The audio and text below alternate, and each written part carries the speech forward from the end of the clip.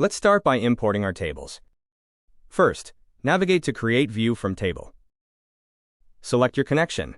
We'll use a local connection previously configured. Looker will now scan the projects your credentials have access to within your organization. What if the project you need isn't listed? You can manually specify a different one.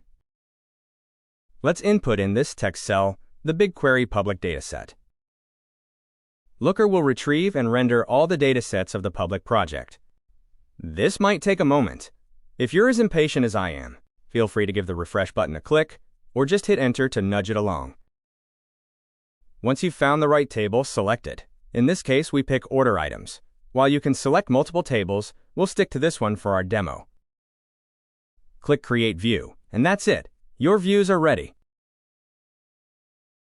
You can continue building out your project, importing additional tables, or start creating your own LookML definitions.